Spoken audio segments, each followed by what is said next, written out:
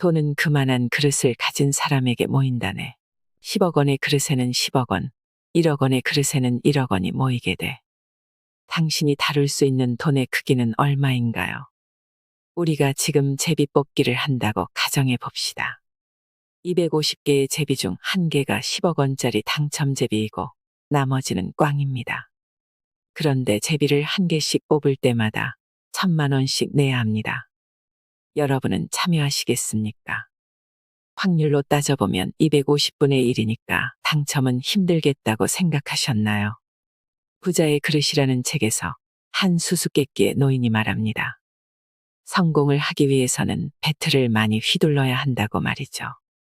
물론 250번을 연달아 뽑게 되면 당첨이 되더라도 적자를 보겠지만 누구나 제비뽑기에서 100번 이내에 당첨될 확률을 가지고 있다는 것을 아셨나요? 그렇다면 다시 묻겠습니다. 당신은 어떤 선택을 하실 건가요? 이 질문의 의미는 순전히 도박을 할지 말지를 뜻하는 게 아닙니다. 성공하는 사람은 배틀을 많이 휘둘러야 결국 공을 맞출 수 있다는 것을 본능적으로 안다는 것입니다. 노인은 말합니다.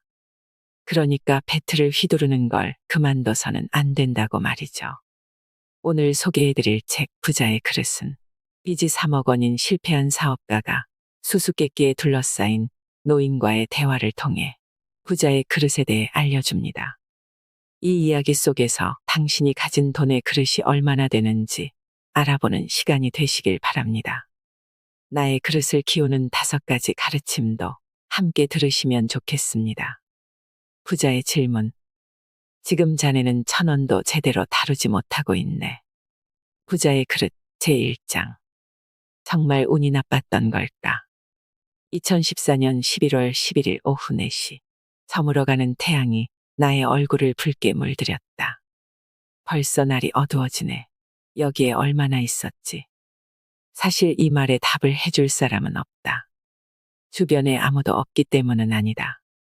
지금 내 주변에는 아이들과 학생들이 계속 오가고 있지만 내 목소리에 힘이 없어 아무도 듣지 못했을 것이다. 그 정도로 나의 몸과 마음은 쇠약해져 있었다. 내가 아무리 여기 앉아 있어도 다들 관심조차 주지 않는구나. 나는 요 며칠 백화점 앞에 있는 분수광장에 와 있는 일이 잦았다. 사실 광장이라고 부르기에는 과분하고 백화점 본관과 별관을 연결하는 통로 옆 휴게소라 하는 게 더 격에 맞을 것이다. 그래도 나는 이곳이 아주 마음에 든다. 별 규칙 없이 놓인 유리 탁자는 그날그날 햇볕의 강도에 따라 무수히 많은 표정들을 보여준다. 또 천장이 시원스레 뚫린 통로 덕에 한여름에는 소나기가 지나간 뒤 떠오른 무지개를 특등석에서 바라보는 기쁨을 누릴 수도 있었다. 그러나 무엇보다 가장 마음에 드는 것은 어지러이 놓인 의자들이다. 언뜻 보면 단순하지만 찬찬히 바라보면 디자이너의 센스에 감탄하게 된다. 그 사람의 이름까지 궁금하게 만들 정도니까. 다만 딱 한 가지, 통로의 위가 뚫려 있어 비바람을 그대로 맞다 보니 조금 지저분한 게 못내 아쉽다. 그러나 그로 인해 의자와 좀 더 거리를 둠으로써 객관적으로 그것들을 바라볼 수 있다는 장점도 있다. 지금으로부터 3년 전 나는 이 광장을 처음 알았다. 당시에는 매일 집에서 자동차로 출근하며 이곳을 보았는데 사실 그때는 이런 곳에 광장이 있었구나 하고 놀라는 정도였다. 당시에 나는 일에 치여 사느라 이 광장의 존재 따위에는 신경 쓸 여유조차 없었으니까. 그러나 지금은 다르다. 벤치의 페인트가 얼마나 벗겨졌는지를 보고 제작 연도를 추측해보기도 하고 분수가 물을 내뿜는 타이밍이 의도된 것임을 알아채고 감탄하기도 한다. 그런 사소한 것들에까지 생각이 미칠 만큼 지금의 나에게는 충분한 시간이 있다. 하지만 나에겐 돈이 없다. 사랑은 아니지만 솔직히 없다고 할 수 있는 수준도 아니다. 말 그대로 전혀 없다. 그러나 있다고 할 수 있는 것도 있었다. 바로 빚. 그것도 3억 원이나 되는. 내가 온종일 이곳에 앉아 벤치의 페인트가 얼마나 벗겨졌고 분수가 어떻게 만들어졌는지를 따지고 있는 이유는 이러한 현실에서 잠시라도 벗어나고 싶기 때문이다. 지금 내가 할 수 있는 일이라곤 달리 없어 보인다. 아니, 정확히 말하면 내가 할 수 있는 일은 딱 그것뿐이라고 단정 짓고 싶다. 어두워졌네. 이제 슬슬 돌아가 볼까. 나는 그렇게 중얼거리면서도 섣불리 일어서지 못했다. 집으로 돌아간다 한들 내가 할 수 있는 일이라곤 아무도 없는 싸구려 아파트에서 잠을 청하는 것뿐이니까. 그 아파트에서 지낼 수 있는 날도 일주일이 채 남지 않았지만 지금 이곳보다 따뜻한 공간으로 돌아가는 일마저 주저해야 한다니. 그러나 집에 가면 그때는 정말 혼자가 된다. 나는 얼른 이 벤치에 계속 앉아 있어야 할 이유를 찾기 시작했다. 벤치에 앉아 심각한 얼굴로 혼잣말을 중얼거리는 한 남자에게 사람들은 한결같이 미심쩍은 시선을 보내왔지만 막상 내가 그들을 쳐다보면 모두 고개를 휙 돌리고 빠른 걸음으로 멀어져 갔다. 유행이 뭔지 모두 내 가게에 왔었으면서 갑자기 속에서 분노가 끓어오르기 시작했다. 나는 벌떡 일어나서 앞을 똑바로 보며 힘껏 내뱉었다. 내가 뭘 잘못했는데. 난 최선을 다했잖아. 나는 잘못한 게 없어. 운이 나빴던 거야. 무조건 운이 나빴어. 한심하게도 나는 이 모든 것이 내 잘못이 아니라는 사실을 누군가가 인정해 주길 간절히 바라고 있었다. 어느새 눈가에 눈물이 맺혔다. 나는 벤치에 앉아서 마음을 진정시키는 일 외에는 아무것도 할 수 없었다. 어느덧 1시간이 지나 오후 5시가 되었다. 가을 해는 완전히 기울어 순식간에 어둠이 찾아왔다. 가로등이 드문드문 켜지고 내 주변에도 인공불빛이 흐릿하게 비추기 시작했다. 반면 나의 눈동자는 점점 초점을 잃어버리기 시작했다. 싸구려 점퍼만 걸친 채 추위를 견디며 덜덜 떨고 있는 내 모습을 본 사람이 있다면 마치 작은 동물을 바라보듯 동정의 눈빛을 보내왔으리라. 따뜻하게 마실 거라도 있었으면. 나는 주머니에 손을 찔러 잔돈을 찾았다. 왼쪽 주머니에서 1개, 오른쪽 주머니에서 2개가 잡혔다. 순간 온몸에 안도감이 퍼졌다. 하지만 그 동전을 전부 꺼냈을 때 나는 조금 전보다 더 크게 낙담해야 했다. 100원이 부족해. 손바닥 위의 동전을 아무리 세어도 액수는 똑같았다. 음료수 하나도 못 사는 처지구나. 한숨을 쉬며 마침내 자리를 뜨기로 결심한 순간 뒤에서 낯선 음성이 들려왔다. 자, 이거. 분명 어둠 너머에서 들려오는 목소리였다. 부드럽고 힘찬 울림이 있어 기분을 좋게 만드는 그런 음성이었다. 나는 그쪽을 응시했다. 그러자 이윽고 흐릿한 그림자가 선명한 윤곽으로 바뀌었다. 이거 괜찮으면 빌려드리리다. 그쪽에는 품이 있어 보이는 장신의 노인이 100원짜리 동전을 들고 서 있었다. 70살쯤 되어 보였으나 자세가 좋아서 그런지 나이에 비해 키가 꽤 커 보였다. 하얀 턱수염을 기른 그는 미소를 지으며 나한테 천천히 하지만 조금도 주저없이 가까이 다가왔다. 자, 노인은 100원짜리 동전을 내 손에 건네더니 꽉 쥐어주었다. 나는 의심을 품으면서도 노인의 호의를 받기로 했다. 그의 말투는 아주 부드러웠지만 가타부타 못하게 만드는 묘한 박력도 갖추고 있었다. 아무튼 이 100원만 있으면 따뜻한 음료수를 살 수 있다. 나는 인사도 하는 둥 마는 둥 하고는 서둘러 자동 판매기로 향했다. 그런데 손이 곱아서 동전을 하나씩 투입구에 집어넣는 것도 힘겨웠다. 이럭저럭 동전을 모두 투입하고 내가 좋아하는 로열 밀크티 버튼을 누르려는 순간 뒤에서 또다시 목소리가 들려왔다. 정말 그걸로 할 겁니까? 무슨 의미인지 몰라 나도 모르게 큰 소리로 되물었다. 그러니까 정말 그걸로 할 거냐는 말입니다. 무슨 말씀인지. 노인은 천천히 걸어와 자동 판매기의 앞을 막아섰다. 그러니까 정말 이걸로 할 텐가. 노인은 아까처럼 부드러우면서도 박력이 넘치는 목소리로 또박또박 같은 말을 되물었다. 이 사람, 뭐야? 그의 이해할 수 없는 행동에 점차 짜증이 일기 시작했다. 100원을 빌려준 사람은 분명 이 노인이 맞다. 물론 그 점에 대해서는 정말로 고마웠다. 하지만 한편으로 생각하면 고작 100원이다. 고작 100원을 주면서 내가 먹고 싶은 음료수 종류까지 참견하는 건 도저히 참을 수 없었다. 그리고 무엇보다 나는 지금 당장 따뜻한 밀크티를 마시고 싶은 마음이 간절하다. 나는 마음을 단단히 먹고 노인에게 말했다. 돈을 빌린 입장에서 이런 말씀을 드리면 대단히 실례가 된다는 걸 알지만 제가 여기서 뭘 마시든 그건 저의 자유 아닙니까? 노인은 아무런 대답도 하지 않았다. 혹시 제가 100원을 받았을 때 영감님께 고개를 숙이지 않아서 언짢으신 겁니까? 그는 역시나 대답하지 않았다. 무슨 말씀이든 해보세요.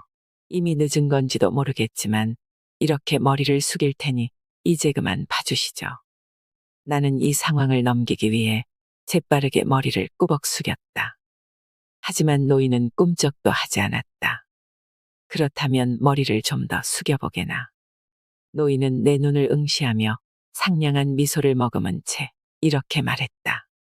생각지 못한 노인의 말에 당황스러웠지만 나는 애써 웃는 얼굴을 하고 받아쳤다. 겨우 100원 가지고 꽤 까다롭게 나오시는군요. 머리를 더 숙이면 되는 거죠. 나는 까짓것 원하는 대로 다 해드리리다라는 생각으로 자동 판매기를 막아선 그를 향해 다시 머리를 숙였다. 아까보다 더 공손하게 머리를 숙였건만 노인이 곧이어 던진 말은 나의 두 귀를 의심하게 만들기에 충분했다. 조금 더 깊이 숙여보게나. 나는 노인을 쏘아보았다. 절대 욱하는 성격은 아니지만 그가 계속 부당한 요구를 하자 진심으로 화가 치밀어 오르기 시작했다. 자꾸만 뼈아픈 기억을 되살려주는데 이런 부당한 대우 정말 오랜만이군. 나는 화를 퍼부으려다가 꾹 참았다. 순간 아내와 딸아이의 얼굴이 또렷이 떠올랐기 때문이다. 여기서 이 노인과 싸워서 뭐하겠어. 아내와 아이코만 더 힘들어질 텐데. 그래, 지금도 충분히 힘들 텐데 이깟 일로 두 사람을 더 괴롭게 할 수는 없지. 고개 좀 숙인다고 내 머리가 다른 것도 아니고 말야. 얼른 집으로 돌아가자. 다 빨리 가지 않은 내 잘못이야. 집에 가서 오늘 있었던 일은 전부 있는 게 좋겠어. 이렇게 마음의 소리에 귀를 기울이자 냉정을 되찾을 수 있었다. 알겠습니다. 다소 이성을 찾은 나는 차분히 대꾸하며 고개를 더 깊숙이 숙였다. 그런데 고개를 들려고 하는 그 순간 노인이 건넨 말의 참뜻을 비로소 이해할 수 있었다. 아, 그런 뜻이었구나. 자판기는 모두 3단으로 나누어 진열되어 있었는데 가장 아랫줄, 즉 세 번째 단에는 따뜻한 음료가, 그 위에 첫 번째와 두 번째 단에는 차가운 음료가 있었다.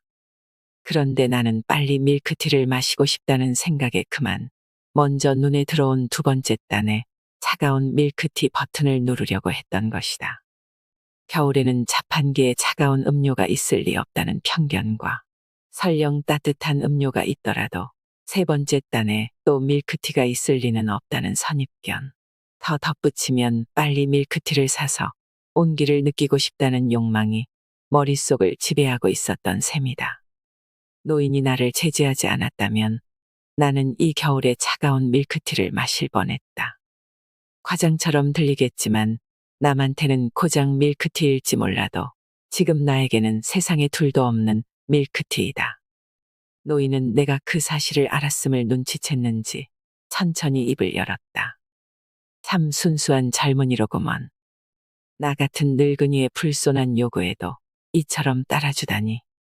노인은 그제야 자판기 앞에서 비키더니 한층 환한 미소를 지으며 말했다. 정말 그걸로 할 텐가. 나 또한 이번에는 자신감이 넘치는 목소리로 대답했다. 네, 그럼요. 오랜만에 누군가에게 미소로 답하는 내 자신이 매우 낯설었다. 아, 맛있다. 목구멍으로 따뜻한 액체가 흘러 들어왔다.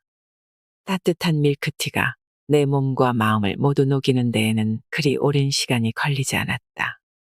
노인은 내가 순식간에 기운을 차리는 모습을 보는 것만으로도 그저 기쁜 모양이다. 정말 신기하구먼. 노인의 목소리에 나는 정신이 들었다. 어디서나 살 수 있는 밀크티이지만 지금 자네에겐 특별한 음료일 거야. 노인이 내 속마음을 알아채자 조금 겸연쩍었다. 나는 이제 그만 그가 돌아가기를 고대했지만 노인은 나의 기분 따위에는 아랑곳하지 않고 표정 하나 바꾸지 않은 채 계속 그 자리에 서 있었다. 저 어디 사는 누구신지는 모르겠지만 오늘은 정말 감사합니다. 조금 전에 범한 결례를 용서해 주십시오. 나는 노인에게 다시 머리를 깊이 숙이며 감사와 사과의 마음을 전했다. 아니, 나야말로. 노인도 나에게 머리를 숙이더니 말을 이었다. 자네를 만나서 정말 기뻤네. 이 인사말을 끝으로 나는 드디어 마음을 놓고 되돌아가려던 차였다. 잠깐 자네에게 할 말이 있네만. 노인의 말은 나를 바짝 긴장시켰다. 아까 그 100원은 꼭 돌려주게나. 너무나 진지한 태도에 순간 온몸이 굳어버렸다. 자네가 제게에서 돈을 맘껏 다루게 될 즈음 반드시 돌려줬으면 하는데. 뭐야, 날 생전 처음 본 영감님이 지금 용기를 북돋아 주려는 거야. 분명 아까 내 표정이 많이 어두워서 그러는 거겠지. 나는 자신감 있는 목소리로 그의 요청에 대꾸했다. 네, 꼭 돌려드리겠습니다. 이 따뜻한 밀크티를 마시게 해주신 그 은혜는 절대 잊지 않겠습니다. 제기만 한다면 100원이 아니라 1000만 원 정도로 돌려드리지요. 그건 안 되네. 노인은 크게 고개를 저었다. 왜죠? 너무 많아. 너무 많다고요. 이 노인은 도대체 무슨 꿍꿍이인 걸까? 그럼 얼마면 받아주실 건가요? 나는 머뭇거리며 물었다. 글쎄 돌려준다면 120원 정도가 적당하려나. 네, 120원이요. 이건 어디까지나 성의 문제인데요. 지금 저는 영감님 덕에 이렇게 한숨을 돌릴 수 있었습니다. 1000만 원도 적다는 생각이 드는 때가 온다면 그때는 꼭 그만큼 돌려드릴 테니 그렇게 하게 해주십시오. 나는 속으로 거참 성가신 영감님이네 라고 생각하면서 그럴듯한 말을 늘어놓고 그 자리를 피하려고 했다. 그런데 그때 생각지도 못한 말이 노인의 입에서 흘러나왔다. 그래서 망했던 거군. 뭐라고요? 그의 목소리는 작았지만 내 마음을 흐트러뜨리기에는 충분했다. 자네는 돈에 대해 몰라도 너무 모르는 것 같아. 건성인데다 갈피를 잡을 수도 없고 순간적인 기분에 휩쓸려서 일을 크게 벌이려고 하지. 그래서 실패한 걸세. 노인의 말에 내 마음이 격렬하게 반응하더니 조금 전에 분노가 되살아났다. 영감님은 저에 대해 뭔가 알고 계시는 겁니까? 대체 누구시죠? 나는 조커라고 하네만. 조커요. 그 트럼프에 있는. 그래, 그 조커지. 노인은 잠옷 당연하다는 듯이 대답했다. 이 영감님 대체 뭐 하자는 거야? 나는 더 이상 이 노인을 상대하지 말아야겠다고 결심하며 말없이 자리를 뜨려고 했다. 자네는 아는가? 일본 대형은행들이 1년간 금리로 총 얼마를 챙기는지. 대략 50조 원이야. 반면에 고객에게 지불하는 금리는 총 수조 원 정도지. 그 차액은 그대로 은행 이익이 되고 사람들로부터 모은 돈을 빌려주고 그만한 이익을 얻는 거라네. 참 좋은 장사야. 노인은 내 등을 향해 혼잣말을 하듯 내뱉었다. 대체 무슨 말을 하고 싶은 거지? 나는 노인을 향해 돌아보았다. 금리가 뭔지는 알고 있겠지. 노인은 마치 아이를 대하듯 천천히 물었다. 저를 뭐로 보시고? 이래봬도 경영학 전공자입니다. 그렇구먼. 근데 나는 조금 전 자네에게 20%의 금리를 붙였어. 금리가 20%라니 너무 터무니없다는 생각이 안 드나. 사실 20%를 붙인 이유는 자네에게 신용이 없기 때문이야. 하, 노골적이시네요. 쓴웃음을 지으며 그의 말을 흘리려 했지만 노인은 역시나 내 기분 따위는 개의치 않고 말을 이었다. 하지만 그럴 수밖에 없어. 난 오늘 처음 자네를 만났으니 자네에 대해 전혀 아는 게 없다네. 생년월일, 가족 구성, 경력, 그런 것도 전혀 몰라. 더구나 자네는 이 시간에 그것도 이런 곳에 꽤 오래 있었던 것 같은데. 시간에 얽매이지 않을 만큼 여유로운 사람이라면 음료수를 살 잔돈이 없다는 게 말이 안 돼. 회사원이라면 야근을 하거나 회식 자리에 갈 시간이지. 솔직히 이 모든 상황을 고려해 볼 때 그 금리도 낮은 편이야. 은행이라면 아예 빌려주지도 않을 거야. 나는 아픈 곳을 쿡쿡 찔러대는 노인에게 발끈할 수밖에 없었다. 내가 누구인지도 모르면서 너무 무리하다는 생각이 들었다. 그런데 내가 실패했다는 사실은 어떻게 알아맞힌 걸까? 그저 우연이었을까? 석연치 않은 구석이 있었지만 뭔가 받아치지 않으면 분이 풀리지 않을 것만 같았다. 하긴 제 신용도는 낮을 겁니다. 하지만 고작 100원 빌려주시고서 이렇게 함부로 말씀하시는 분의 인격도 의심스럽네요. 자네는 분명히 그렇게 늘 고작 100원이라고 여기면서 대출을 받아왔을 거야. 다시 뜨끔했다. 맞는 말이기 때문이다. 하지만 다 그만한 이유가 있었는데. 노인은 당황해하는 나를 무시하고 말을 이어갔다. 나를 오해해서는 곤란하네. 이래봬도 꽤 관대하게 집을 유예를 했자는가. 자네가 재계에서 돈을 맘껏 다루게 되면이라는 조건을 붙인 건 무기한이나 마찬가지야. 사실 지금 자네의 모습을 보면 그건 아주 먼 훗날일 같은데 말이지. 아니, 과연 그럴 날이 올지 안 올지도 잘 모르겠구먼. 나는 몹시 심기가 불편해져서 비아냥거리며 받아쳤다. 영감님이 당신을 조커라고 한 의미를 이제야 알 것 같네요. 이렇게 짧은 시간에 이토록 남의 기분을 상하게 만들다니. 그것도 참 대단한 능력이십니다. 고맙네. 오늘은 정말 즐겁구먼. 하긴 내가 여기에 있다는 사실을 아는 사람이 있을 리가 없다. 이 노인은 남아도는 시간을 때울 수 있는 적당한 상대를 찾아 일을 즐기고 있음에 틀림없다. 그러나 하고 많은 사람 중에 왜 하필 나를 상대로 그런 이야기를 한 걸까?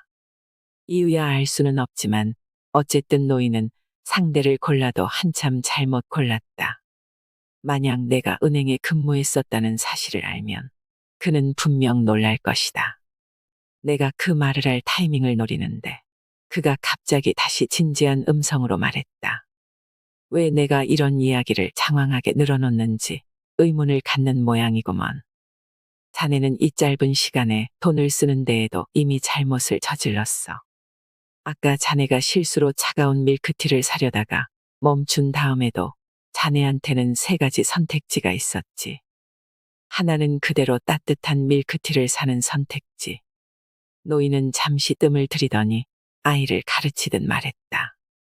또 따뜻한 밀크티를 사지 않는 선택지. 여기서 3분 정도 떨어진 슈퍼까지 걸어가서 100원이 필요 없는 밀크티를 사는 선택지. 이렇게 총 3가지가 있었지. 물론 슈퍼에 있는 밀크티가 따뜻하다는 보장은 없지만 가서 확인할 수는 있었어. 틀린 말은 아니다. 하지만 전 지금 여기서 따뜻한 밀크티를 마시고 싶었다고요. 그래, 자네는 방금 지금이라는 점에 얽매였어. 지금 당장 온기를 느끼고 싶다고 생각했고, 그리고 나한테 돈을 빌려서 밀크티를 산 덕분에 지금 이렇게 재미도 없는 낯선 노인의 이야기를 듣게 되었지. 이 노인은 무슨 말이 하고 싶은 걸까? 도대체 무슨 이유로 나한테 접근을 한 거지? 영감님은 대체 누구십니까? 노인은 품위 있게 미소를 짓더니 한 박자 쉰 다음 천천히 말을 이어갔다. 말했잖나, 조커라네. 노인은 천천히 팔을 들어 나를 가리켰다. 그러자 마치 마법처럼 7 빛깔의 불빛에 분수가 반짝이며 가을 밤하늘을 향해 솟아올랐다. 내 안에서는 이 영감님에 대해 더 알고 싶다라는 호기심과 이 영감님과 더는 엮이고 싶지 않다는 불편한 감정이 엇갈리기 시작했다. 혼란스럽긴 했지만 이렇게 노인과 함께한 기나긴 밤이 시작되었다. 내 기분을 아는지 모르는지 노인은 온화하게 미소를 띤 채 여유로운 모습으로 내 앞에 서 있었다. 지금 날 놀리는 걸까? 아니면 진심일까? 진심이라 해도 뭔가 목적이 있을 거야. 그런데 목적이라면 그게 뭐지? 노인은 내가 조금 전까지 앉아있던 벤치로 걸어가 우아하게 사뿐히 걸터 앉았다. 그리고 천천히 다시 입을 열었다. 돈이란 건 말이지 참 신기한 물건이야. 사람은 그걸 가진 순간에 선택해야 돼. 하지만 사람들은 대부분 그런 생각은 안 하고 충동적으로 써버리지. 지금 필요하니까 지금 쓰는 거야. 나는 노인의 말을 그저 듣고만 있었다. 어느새 스스로를 조커라고 칭하는 그의 박력에 압도당한 것 같았다. 자네는 자칫하면 원하는 것과 다른 걸 살 뻔했어. 그리고 지금이라는 것에 얽매여서 더 싸게 살 수 있는 선택지를 스스로 포기했고. 다 맞는 말씀이긴 한데요. 날씨가 너무 추워서 빨리 따뜻한 걸 마시고 싶었지만 여기를 떠나고 싶지 않았고 어두컴컴해서 자판기 글자도 잘 안 보였다고요. 인간이 돈 때문에 저지르는 실수 중 90%는 잘못된 타이밍과 선택으로 인해 일어난다네. 내가 던진 변명 같은 말에 그는 그렇게 대꾸했다. 돈을 잘못 다루는 사람들은 대부분 그걸 깨닫지 못해. 실수를 저질러 놓고 남의 탓으로 돌리거나 자네처럼 날씨나 기온 탓이라고 해버려. 그리고 똑같은 잘못을 몇 번이나 다시 저지르지. 하긴 이 노인이 지금 내 처지와 심정을 어찌 알랴. 하지만 정말 여유가 없었습니다. 영감님 말씀대로 근처 슈퍼에 가는 것조차 힘들게 느껴졌거든요. 돈이라는 건 정말 신기하단 말이야. 만약 한 푼도 없었다면 자네가 밀크티를 마시고 싶다는 생각을 했을 것 같나. 포기하고 얼른 집에 가서 주전자에 물을 끓여 뜨거운 물이나 마시고 있겠지.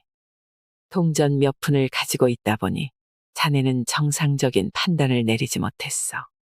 사람들은 돈이 있으면 무조건 쓰고 싶어지는 모양이야. 무슨 이런 말을. 너무나 무리한 말에 나는 분노를 담아 반론하려 했지만 노인은 거리낌 없이 이렇게 내뱉었다. 지금 자네는 1,000원도 제대로 다루지 못하고 있네. 노인이 나를 계속 바보 취급해오긴 했지만 이렇게까지 대놓고 비난하자 반박할 기력마저 사라져버리고 말았다. 아무튼 미안하게 됐구먼. 못 배운 탓인지 내가 말이 좀 거칠었던 것 같은데. 아니요, 괜찮습니다. 다 맞는 말씀인데요. 사람은 돈이 있으면 그걸 쓰고 싶어 한다고 했네만. 대형 가전제품이나 텔레비전, 새로 지은 주택이나 새 자동차, 그런 걸 파는 사람들도 살까 말까 망설이는 고객들에게 똑같은 말을 하지.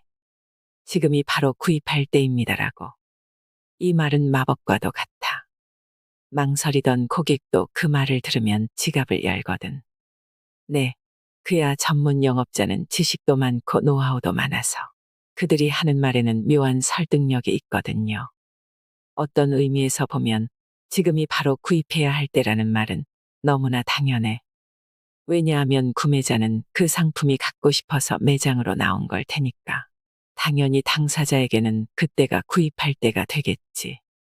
그런데 사실 지금이 바로 구입할 때라는 말에는 두 가지 의미가 있어. 첫 번째는 고객이 상품을 원함으로 지금이 구입할 때. 두 번째는 사회적 흐름이나 분위기로 볼 때 적절한 타이밍이므로 지금이 구입할 때라는 뜻이지. 여기서 판매자가 말하는 구매할 때는 전자의 뜻이야. 지금 당신이 원하니 바로 지금이 사야 하는 때입니다 라고 부추기는 거지. 지금이 사회적 흐름상 구입해야 하는 적절한 타이밍입니다 라고 하는 건 아니란 말일세. 그럼에도 우리는 늘 부자의 의미처럼 스스로가 시기상 매우 적절히 구매했다고 착각하지. 나는 노인의 말에 수긍하였다. 내 과거를 돌이켜봐도 판매자의 지금이 바로 구입할 때라는 말에 스스로를 납득시켜 지갑을 열었던 경험이 여러 번 있었기 때문이다. 그리고 물건의 선택에 대해서는 더 이상 설명할 필요도 없을 걸세. 흔히 사람들은 저 상품보다 이 상품이 더 뛰어나서 선택했다고들 하지. 하지만 문제는 그 뛰어난 게 기능인지 가격인지 그것들을 뒤섞어서 생각해버린다는 거야.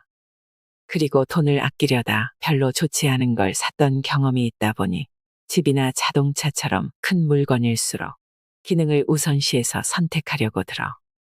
하지만 그렇게 사는 것들에는 대부분 그 가치 이상의 가격이 붙어 있어.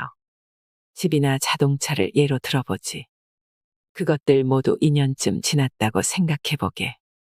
그러면 중고나 구형이 되어서 2년 전보다 싸게 살 수 있다는 걸 알면서도 사람들은 지금 돈을 더 지불하는 쪽을 택해.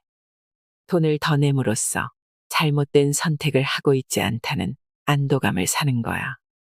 정말로 물건의 장단점을 보고 고르는 게 아니란 말일세. 자신의 그릇을 키우고 돈과 인생의 주인이 되는 법.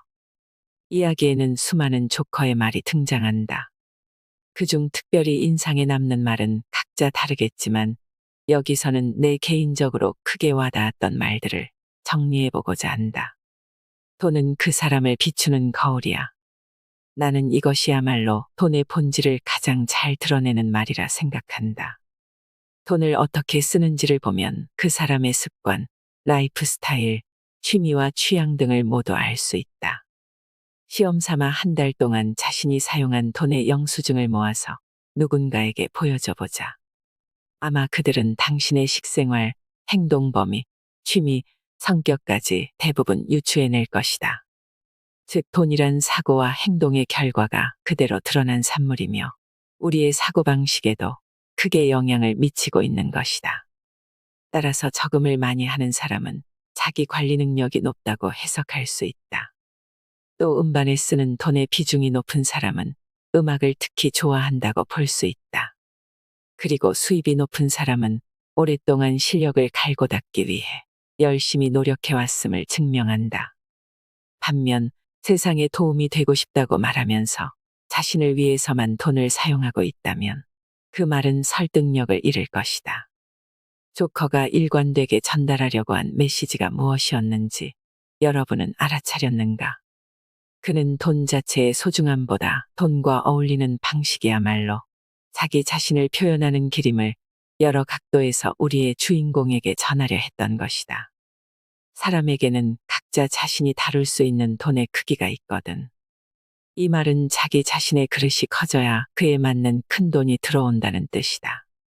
즉 그릇이 크지 않다면 어쩌다 우연히 큰 돈이 들어왔다 해도 언젠가 모두 나가버린다. 자네에게 돈을 가져오는 건 반드시 자신이 아닌 다른 사람이야. 이는 자신이 아니라 주변 사람들이 자신의 그릇을 판별해서 거기에 맞는 기회를 가져온다는 것을 뜻한다. 즉 그릇이 준비가 안 된 상태에서는 그 그릇보다 큰 기회가 굴러오지 않는다. 역으로 해석하면 자신이 해결하지 못하는 문제는 자신에게 오지 않는다고도 볼 수 있다. 실패란 결단을 내린 사람만이 얻을 수 있는 거니까.